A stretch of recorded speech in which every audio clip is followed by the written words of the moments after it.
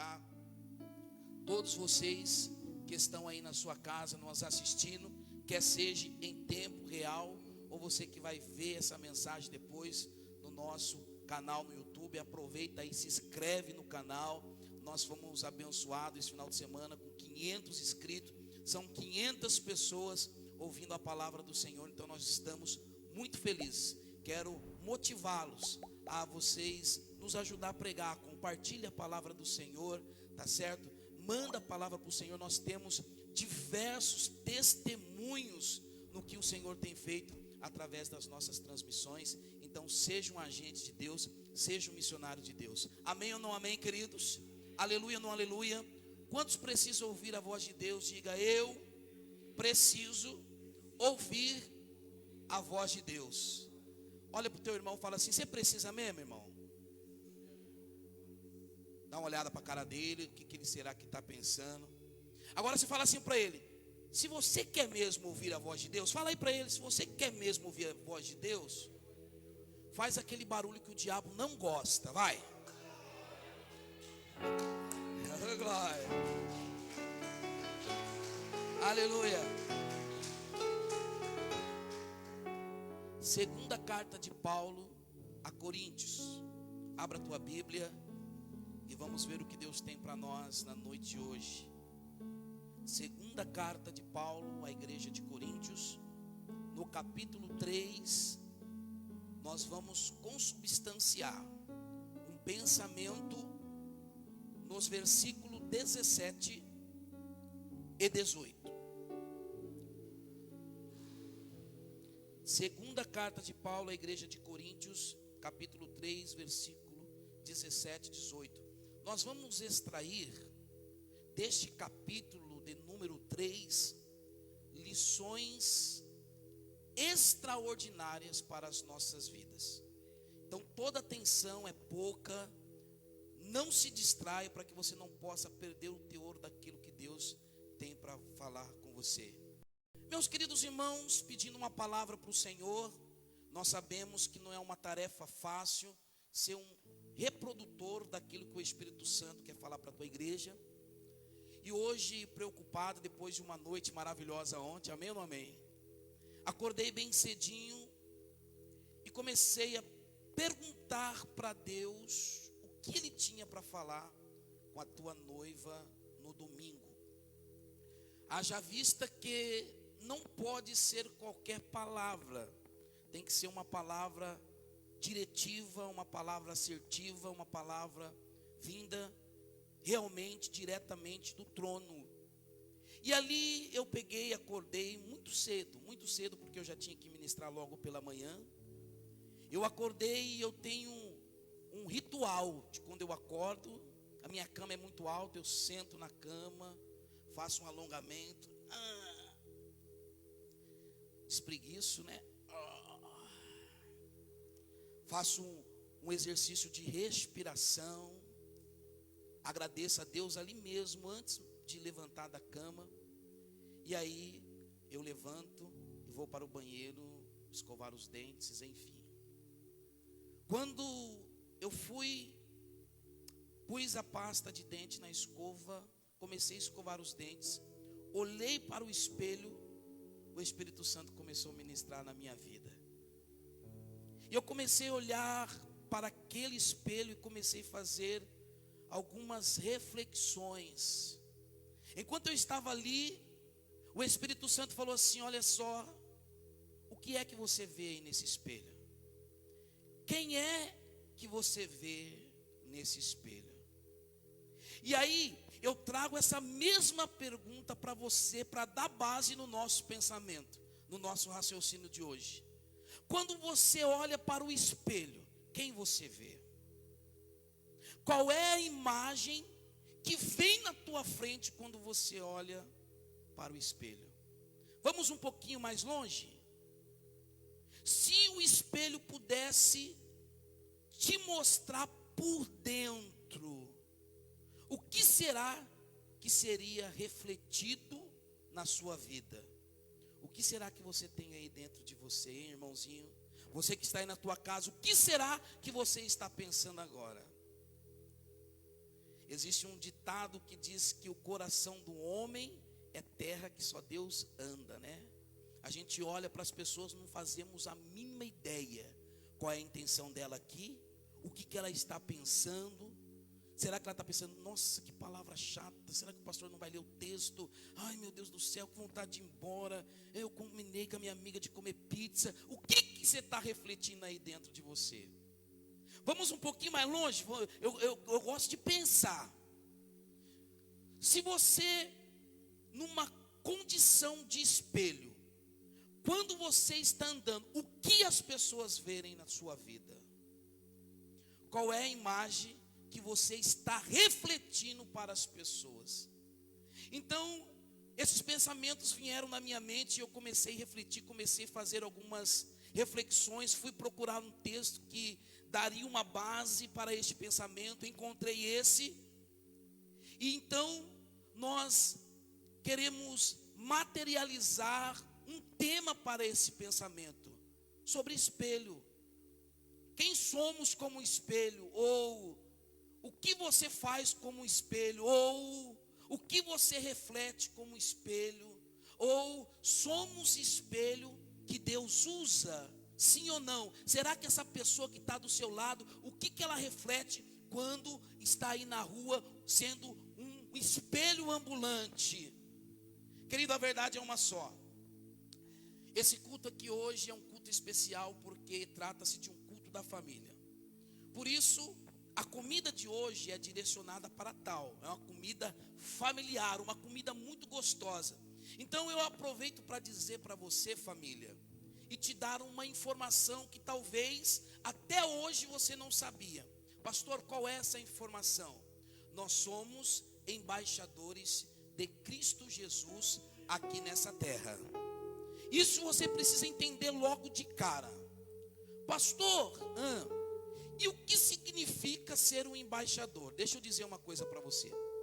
Todo país tem uma embaixada, um consulado de um outro país. Por exemplo, nós temos uma baixada americana aqui no Brasil, de maneira que quando nós queremos ir para os Estados Unidos, nós precisamos tirar um passaporte e lá na baixada tirar um visto.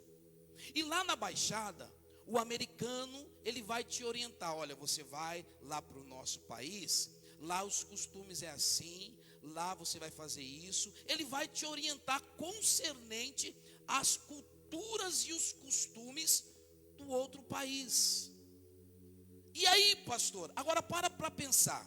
Se você e eu somos embaixadores de Cristo aqui nessa terra, logo a nossa função é orientar o povo aí fora que existe um país maravilhoso, que existe um país transcendental.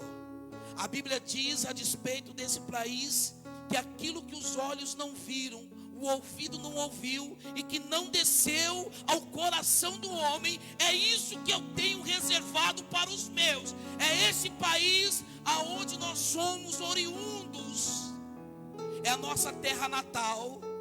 Então você e eu, nós somos embaixadores de Cristo, e a nossa função é fazer com que as pessoas aí fora possam entender a verdade do nosso país. Você precisa dizer assim, como um embaixador: ei, existe um céu, existe uma cidade celestial, ei, existe um Deus que é poderoso, que é o presidente lá do nosso país.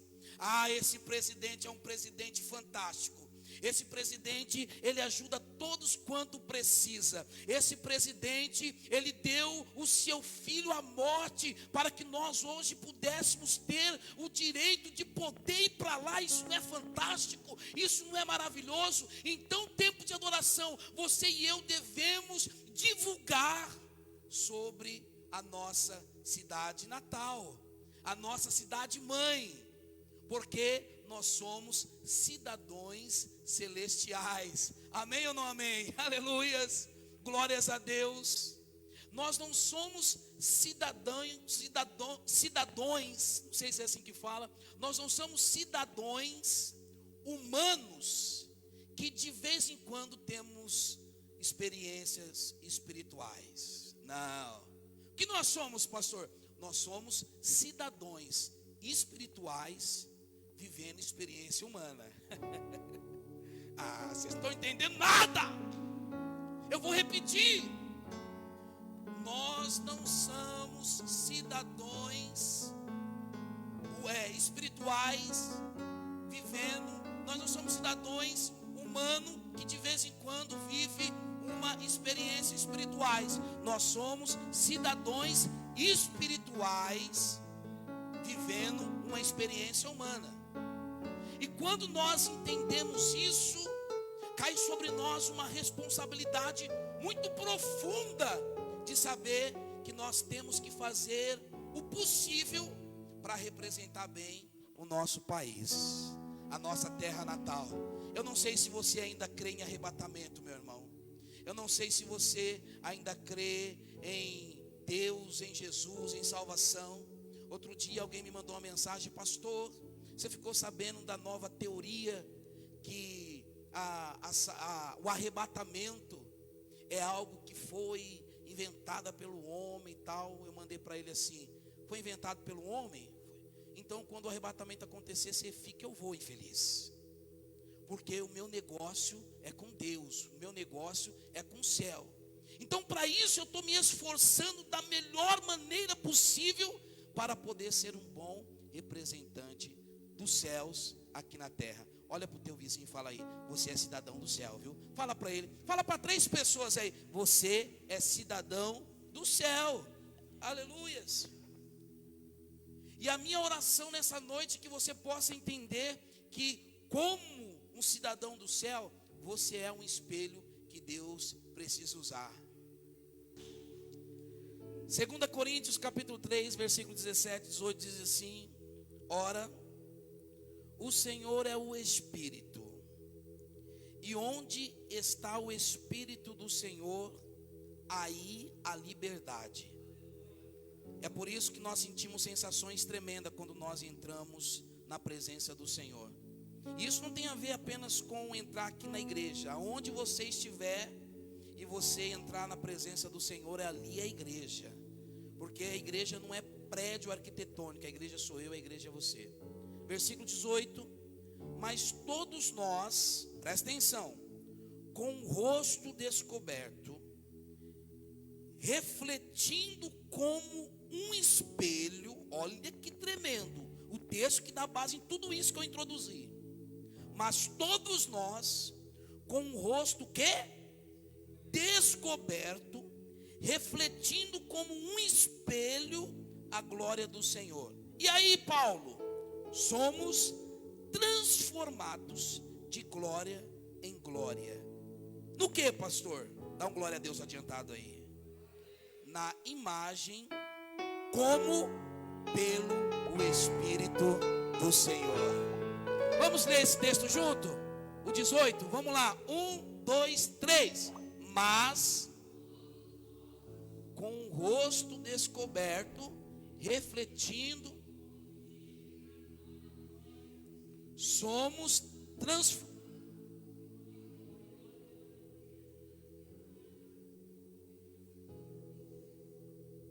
Amém, glórias a Deus. Meus queridos irmãos, são lições extraordinárias que nós tiramos desse capítulo, como eu já disse. E quando nós olhamos para 2 Coríntios, esse capítulo de número 3, nós observamos o apóstolo Paulo dando algumas explicações, alguns ensinamentos para os irmãos que viviam lá na cidade de Corinto. Se você olhar com carinho esse texto, se você perceber, você vai observar que em todos os versículos tem ensinamentos extraordinários. Por exemplo, no versículo 2, Paulo diz que nós somos a carta de Cristo enviada aos homens deste mundo. Olha que coisa tremenda. Se você e eu somos uma carta de Cristo enviada para o povo deste mundo, o que será que essa carta está dizendo? Vamos pensar? O que será que eu estou levando de conteúdo, sendo que quem me redigiu, quem me enviou foi Cristo. Olha a responsabilidade que você tem, carta. Olha só a responsabilidade. Em você, na tua vida, existe um conteúdo que foi escrito por Cristo. E Paulo está dizendo isso no versículo 2. Já no versículo 4 ele diz que é só através de Jesus que Deus nos concede o privilégio de sermos esta carta.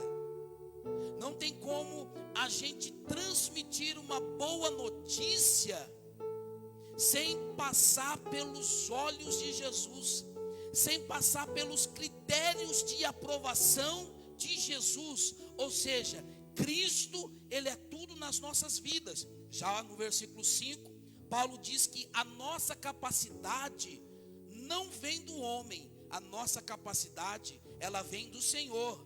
Por isso o tempo de adoração, deixa eu dizer algo para você, não se autossubestime. Eu não sei cantar, eu não sei pregar, eu sou desafinada, eu não sei fazer. Fica tranquilo, é melhor uma pessoa que tenha esforço do que uma pessoa talentosa. Eu recebi uma pessoa no gabinete hoje que falou assim: pastor, eu tenho uma vontade muito grande de entrar nesse louvor. Eu falei: o que te impede, já que você já está vindo aqui na igreja faz tempo? Ele falou: pastor, é que eu não sei se eu vou dar conta, eu não sei se eu vou conseguir exercer um bom papel. Eu falei: meu querido, nós preferimos alguém que seja esforçado do que alguém que tem talento. Não adianta nada uma pessoa super talentosa e que não é esforçada, que está estagnada, que está parada. Eu converso muito com meu filho fala assim: pai, é incrível como tem muito jogador de futebol que é uma porcaria, está lá em grandes clubes, enquanto tem muitos outros que são, nossa, joga muito e não consegue uma contratação. Possa ser que seja por causa disso, o esforço, o interesse. E quando nós somos esforçados, isso nos torna pessoas melhores.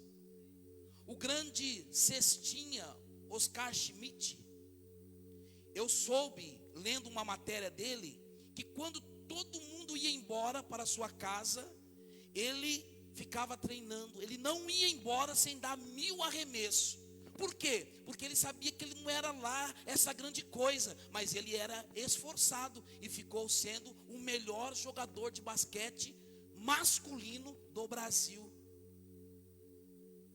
Então, queridos, você precisa entender que o Senhor é que te capacita, o Senhor é que te fortalece para que você possa exercer o teu chamado, a tua função. Pare de se auto-menosprezar.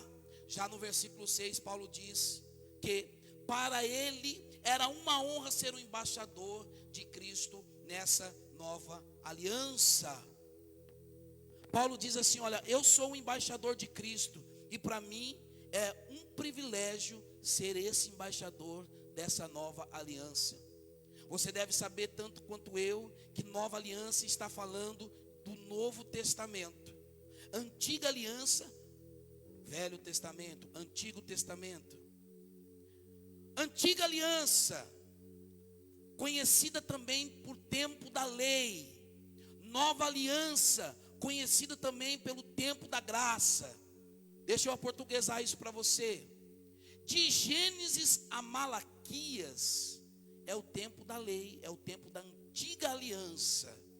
De Mateus a Apocalipse é a nova aliança, é o tempo da graça. Por que, pastor, é considerado o tempo da graça? Porque Jesus veio, ele apareceu ali nos evangelhos em Mateus, você vê ali ele aparecendo, e ele veio cumprir o propósito. 3 anos e meio ele cumpriu o seu ministério, e ele cumpriu o seu propósito, foi para a cruz, morreu. Com a morte dele o véu foi rasgado, e com isso veio então um novo tempo, uma nova aliança, o tempo da graça. Hoje nós não vivemos mais na dispensação da lei, nós vivemos na dispensação da graça. Vocês estão aí? Diga amém. Olha quantos ensinamentos só no capítulo 3 de 2 Coríntios. Aí no versículo 9, nós estamos chegando lá no 17. Paulo diz que se o tempo da lei foi bom, o tempo da graça é melhor ainda. Ele não está dizendo que o tempo da lei foi ruim. Embora lá no tempo da lei, a Bíblia diz que uma mulher que era pegada em ato de adultério, ela era apedrejada. No tempo da lei, a Bíblia diz que se um filho desobedecesse o seu pai, o pai tinha o direito de levar esse filho até o sacerdote, passava por uma comitiva, era julgado, e esse garoto também podia ser apedrejado. Qualquer coisa na lei era apedrejado. Então, Paulo está dizendo assim: olha, eu sou grato ao Senhor por fazer parte dessa nova aliança. O tempo da lei, Jaci, foi bom, mas o tempo da graça agora é melhor ainda. E é exatamente aqui que eu começo a pregar com você. Eu acendo a luz desse sermão e daqui a pouco a gente já vai encerrar. Escute, esses textos que lemos, Paulo, ele vai explicando por que é melhor vivermos no tempo da graça. Ele vai dando alguns vestígios do porquê é melhor viver nessa dispensação, na dispensação de Cristo. Chegamos no verso 17, e o verso 17 nos diz: ora, o Senhor é o Espírito, e onde está o Espírito do Senhor, ali a liberdade. Olha que coisa tremenda, escute isso, redobre a sua atenção, por favor. Lá no tempo da lei, escute isso, não era qualquer pessoa que podia entrar na presença de Deus, meu camarada. Não, pastor, não. Quem era pastor que podia entrar na presença de Deus? Era só o sumo sacerdote. Escute, tinha um lugar específico para adoração, que era o tabernáculo. Tinha o pátio, o átrio, o lugar santo e o lugar santíssimo. E quando nós olhamos para a história de Israel, estudamos o tabernáculo, nós aprendemos o seguinte, presta atenção, lá no tempo da lei isso aqui, somente o sacerdote podia entrar lá na presença de Deus, aonde estava a arca da aliança. A arca da aliança, com aqueles dois querubins com as asas abertas, sabe? Aquilo ali significava, era uma tipologia da presença de Deus. Então o lugar santíssimo era um lugar intocável, não era qualquer um, só o sacerdote podia entrar. E como que era feito, pastor? Eles amarravam uma corda na cintura do sacerdote. Essa corda continha vários sinos, ok? E o sacerdote entrava. Mas pastor, por que isso? Era um ritual? Era uma mandinga? Não, eu explico. É porque o sacerdote, quando ele entrava lá onde estava a arca, Edilson, no lugar santo do santo, e se ele tivesse em pecado, ele era fulminado na hora. Então ele tinha horário para entrar, mas o sacerdote nunca tinha horário para sair. E como que o povo lá fora ia saber? Se ele entrasse em pecado, Deus matava ele na hora. Quando ele caía, os sinos tocavam. Aí alguém lá fora, vixe, o sacerdote estava em pecado, foi fulminado, vamos puxar ele.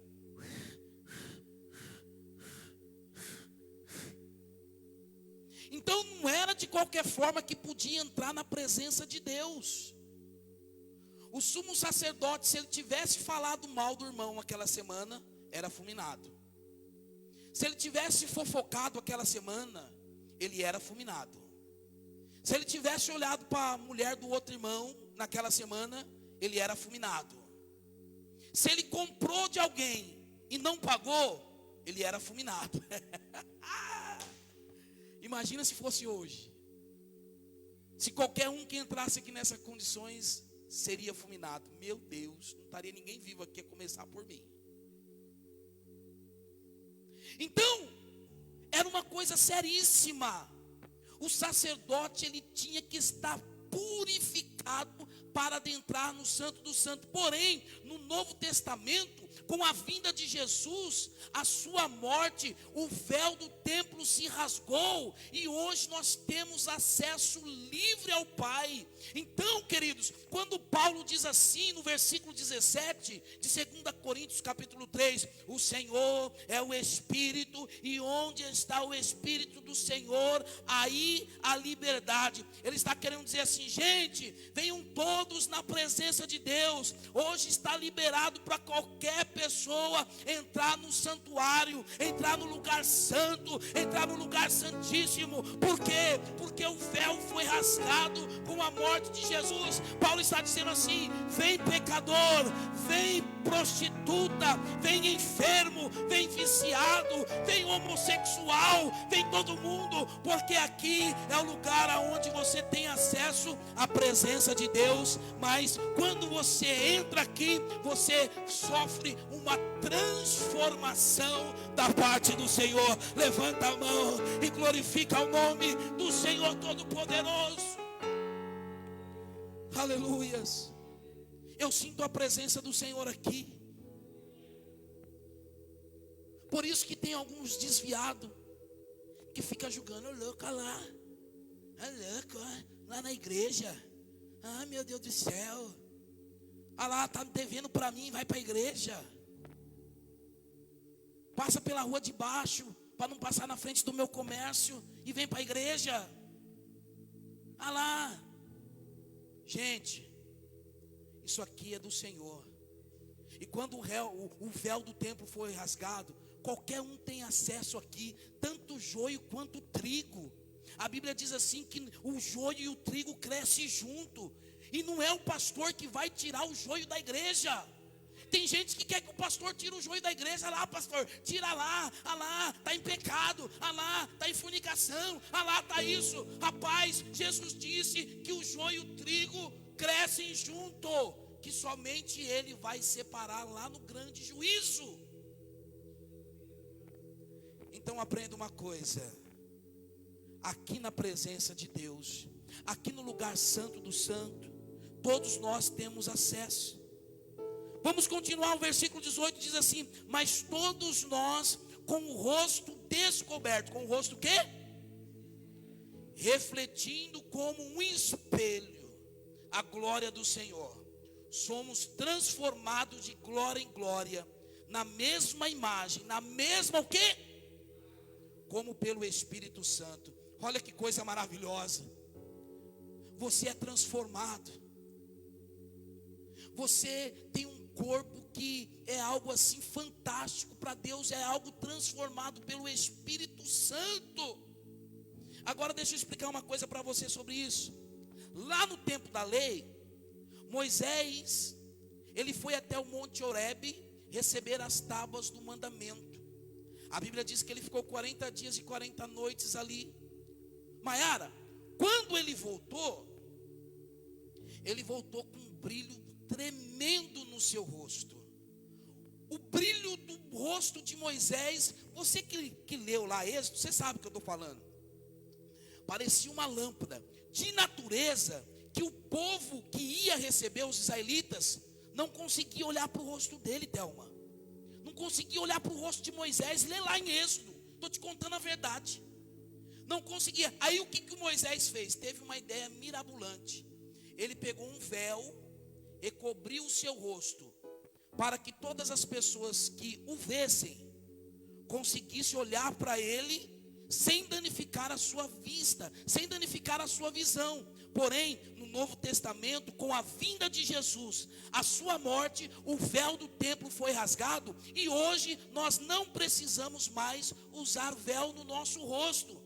Então Paulo está querendo dizer assim, quando ele diz assim no versículo 18: mas todos nós, com o rosto descoberto, refletimos com um espelho a glória do Senhor, somos transformados de glória em glória, na mesma imagem, como pelo Espírito do Senhor, Ele está nos ensinando o seguinte aqui hoje: que na nova aliança, mesmo com o rosto descoberto, mesmo sem o véu, sem nada, nós ainda conseguimos refletir como um espelho a glória de Deus para esta geração, sem afetar os olhos de ninguém. Vocês estão aí, diga glória a Deus. Então, você carrega sobre si uma luz, uma áurea tão grande, que as pessoas olham para você e falam assim: ah lá, esse aí tem uma coisa diferente. Eu vejo um brilho diferente no olho dele.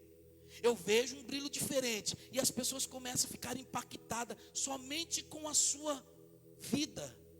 O fato de você existir e ter uma comunhão com Deus, isso faz alguém ser feliz. E aí, pastor, vou falar para você 3 características que devemos ter para refletir como um espelho a glória de Jesus Cristo. E vou encerrar com você 3 características rapidinho. Pastor, o que é que eu tenho que fazer? Quais são as características que eu devo ter para refletir a glória de Cristo como um espelho? Bom, primeiro você tem que entender uma coisa muito importante. Pergunta para mim o que, pastor? Ah, meu Deus do céu, não sei se eu falo. Não sei se vocês vão aguentar tamanha revelação. Deixa eu olhar a carinha de vocês para ver se vocês merecem ouvir isso aqui.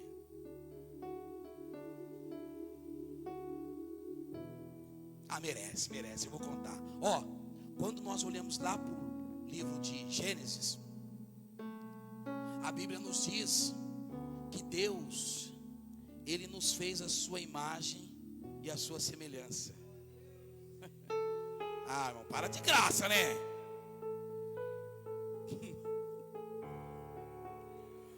Eu ouvi uma pregação uma vez, o pregador falou algo que eu achei fantástico, Doni. Ele falou assim, que Deus, Ele tinha o plano de criar o ser humano. Aí Ele foi lá no Jardim do Éden, dar um rolé pelo Jardim do Éden.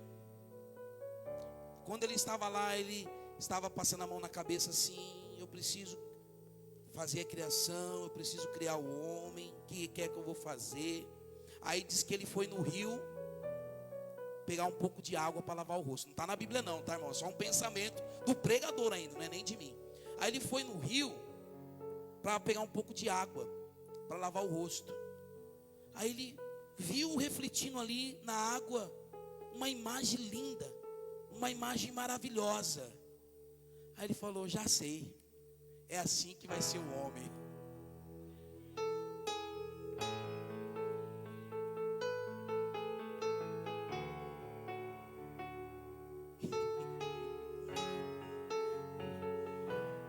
E fomos criados à imagem e semelhança de Deus. Aí você olha no espelho: ô louco, que gorda, ô louco, que magro, ô louco, sem cabelo, ô louco, desdentado, ô louco, sou caolho, ô louco, sou isso. Meu filho, para de graça. A Bíblia diz que você parece com Ele. A Bíblia diz que você é igualzinho a Ele. A Bíblia diz que você é semelhança dele. Ah, isso merecia um glória a Deus, né? Isso merecia uma salva de palmas, rapaz. Aleluia. Olha para o teu irmão e fala assim: você é igualzinho a ele. Deus está dizendo para alguém aqui: ei, para de se menosprezar, viu? Para de dizer que você é feia. Para de dizer que você é gorda. Para de dizer que você é baixo, que você é alto. Para com isso. Você é a imagem e semelhança do seu Deus. Você é espelho que reflete a imagem dele. Você precisa entender isso. Você é importante. Você é especial para ele.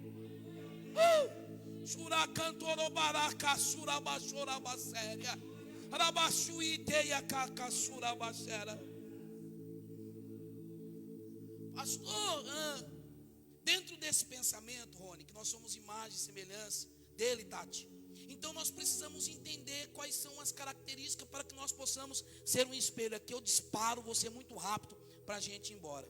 Bom, primeira característica para se ser um espelho usado por Deus. Pergunta para mim, qual, pastor? É preciso estarmos com o rosto descobertos. Como assim, pastor? Deixa eu dizer. Assim como um espelho deve estar descoberto para refletir a imagem de determinado objeto, nós também necessitamos de que nada interponha entre nós e Deus. Para pensar. Você é um espelho. Nós cantamos aqui que reflete a imagem do Senhor. Mas e se você tiver assim, ó? Você vai refletir alguma coisa, sim ou não? Quem está me vendo aí, quem está vendo o meu rosto, diga amém. Você está vendo meu rosto aí? Então você é David Copperfield. O Jaci tá, né, Jaci? Olha para o teu irmão e fala, se prepare. Para você ver a coisa mais linda do mundo. Vocês não vão falar nada, não? Eu sou lindo, rapaz. Enquanto você for minha ovelha, você vai engolir isso aí. Eu sou lindo, eu sou bonito, eu sou especial, porque a Bíblia diz que eu sou igual ao meu pai.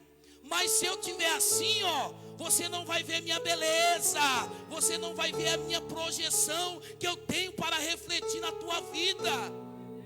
Aleluia! Então, querido, eu não sei o que está te encobrindo, mas se tiver alguma coisa te cobrindo nessa noite, quem sabe é o pecado que está cobrindo a sua vida. Quem sabe não sei o que pode estar cobrindo a tua vida, a mentira, a corrupção, que possa estar tampando o seu brilho. Deus está falando para alguém aqui nessa noite: olha, com o rosto coberto, você não pode cumprir o teu propósito. Com o rosto coberto, você não pode cumprir o chamado. Com o rosto coberto, você não consegue ser a minha carta. Com o rosto coberto, você não consegue refletir a minha imagem. Deus está dizendo para alguém aqui nessa noite: ei, eu preciso que você tire esse tapume da sua frente. Qual é o tapume que está impedindo que as pessoas vejam Cristo na tua vida? O espelho chamado cristão deve ter o rosto descoberto. Segunda coisa que nós precisamos para ser um espelho reluzente para Cristo. Pergunta para mim, qual, pastor? É preciso estarmos limpos. Espiritualmente, tá, irmão? Sei que alguém pensou: ih, minha mãe não tomou banho hoje, isso aí é para ela. Olha lá, tem alguém que falou: fala a Deus. Tem gente, né, que toma banho todo sábado, precisando ou não. Mas, brincadeiras à parte, para você ser um espelho, você precisa estar limpo. Muitas vezes a imagem refletida no espelho não é nítida, não tem brilho. Por quê? Porque tem pequenas manchas internas, ou até mesmo poeira, que dificulta a visão. Eu tenho um espelho muito grande lá no meu guarda-roupa, e de vez em quando aparecem umas marcas lá. A gente põe a mão, o cachorro põe a pata, e vai manchando. Quando a gente abre a gente mora num sobrado. Quando a gente abre as portas da sacada, entra poeira, fica no espelho e dificulta a visão dessa pessoa linda que a gente é. Então, pelo menos uma vez por semana é preciso fazer uma limpeza, passar um pano com álcool, um pano molhado, outro seco, para que o espelho possa ficar limpo, para voltar a brilhar e refletir de fato essa pessoa linda que eu sou, e refletir de fato essa pessoa linda que você é. Porque pequenas manchas, queridos, vão atrapalhar isso na tua vida. Assim também é os nossos pecados, que encobrem o nosso rosto diante de Deus, as nossas iniquidades. Olha o que diz Isaías 59, versículo 2, escute: mas as vossas iniquidades fazem separação entre vós e o vosso Deus. Olha o que a mancha faz. O que a mancha faz no espelho, pastor? Fazem separação entre vós e o vosso Deus, e os vossos pecados encobre o seu rosto de vós, para que não vos ouça. Eu falei de manhã aqui, vou falar agora também. Uma certa família, acontecia uma coisa muito interessante. Todas as vezes que a mãe de família descia para tomar o café da manhã, ela olhava pelo vidro da janela dela e via o quintal da vizinha. O quintal da vizinha tinha roupa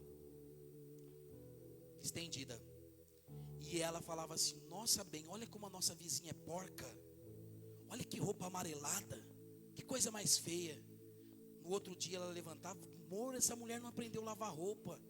Será que eu posso lá dar uns conselhos para ela? E o marido quieto. Isso muito tempo. Um dia o marido teve uma iniciativa. Ele acordou bem mais cedo e resolveu limpar o vidro da janela. E aí a história vai dar onde você já deve imaginar.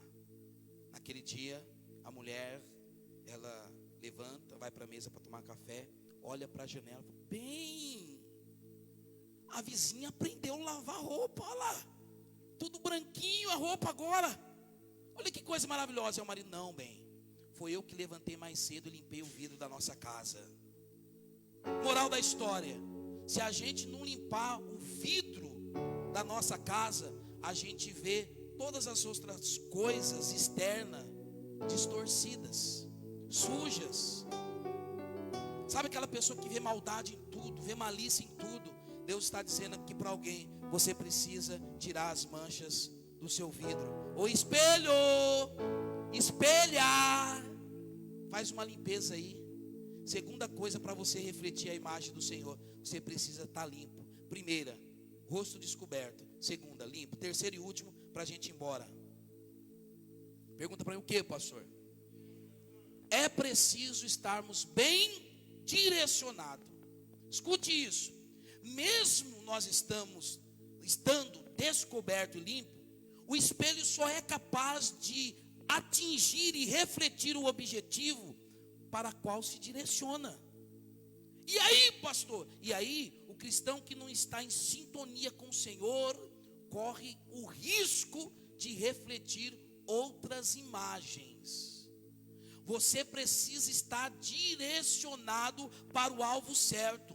Ao direcionar o seu olhar para o autor e o consumador da nossa fé, então nós passamos a refletir cada vez mais a glória de Cristo através das nossas vidas, e assim, de glória em glória, somos transformados através da sua luz. A luz de Cristo revela quem somos em Cristo. Aleluias. Dizer uma coisa para você, para nós terminarmos: quanto mais você brilha, quanto mais a luz de Cristo que está em você brilhar, mais Cristo será visto na tua vida. E aí, pastor, e aí, um espelho chamado cristão deve estar bem direcionado. Conclui, pastor, conclua agora. Como um espelho de Cristo, o que eu devo fazer? Como um espelho de Cristo, como eu devo agir? O que eu devo fazer? Primeiro, reconhecer as minhas fraquezas. Você precisa reconhecer as suas fraquezas nessa noite. Tem gente, irmãos, que não reconhece as fraquezas. Salmo 139, 23 e 24 diz assim, salmista dizendo: o homem segundo o coração de Deus, sonda-me, ó Deus, e conhece o meu coração. Prova-me e conhece os meus pensamentos, e vê se há em mim algum caminho mau, e guia-me pelo caminho eterno. Daqui a pouco nós vamos orar, tempo de adoração. E a minha proposta para você é você contar as suas mazelas para Jesus.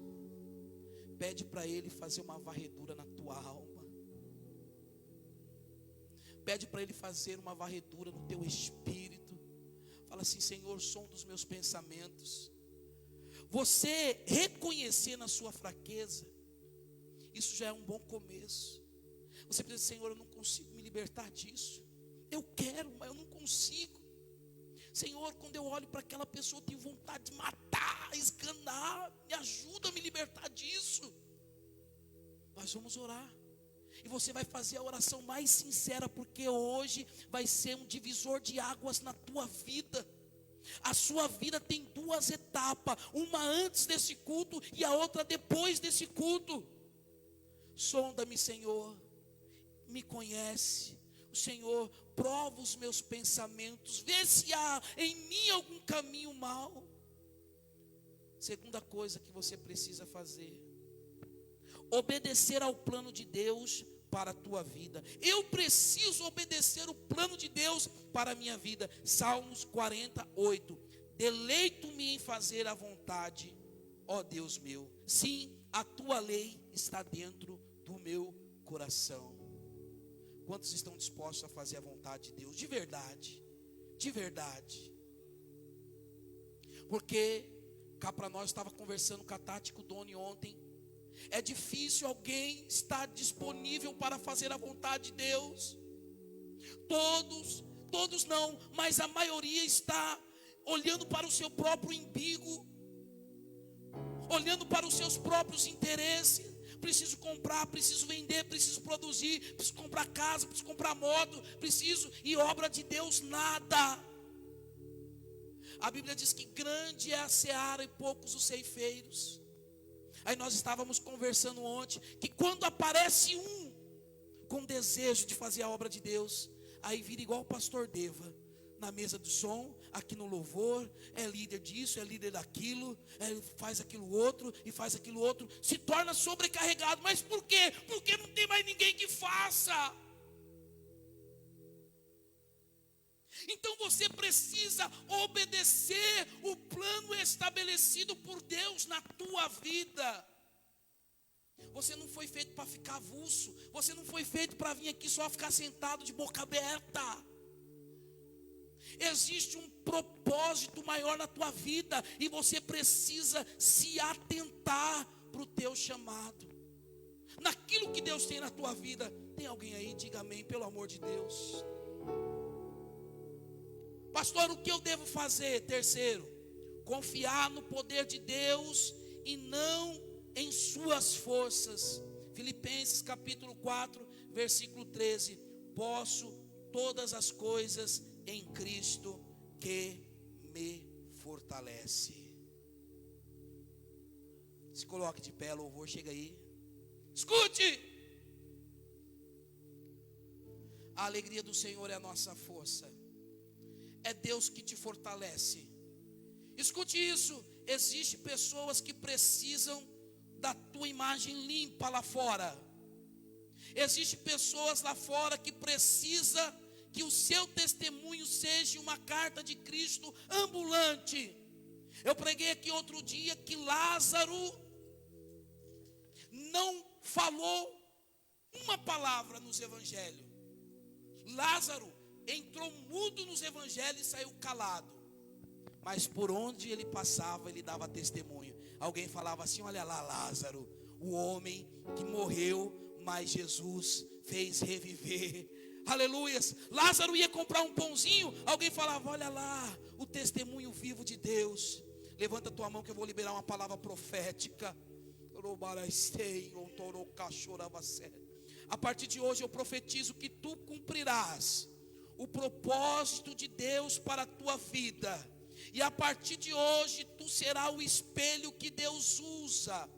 A luz de Deus vai acender o teu coração, vai iluminar o teu caminho, e a partir de hoje você será uma pessoa diferenciada. As pessoas que te veem vão querer ser igual a você. Eu profetizo que existe um novo tempo para a tua vida.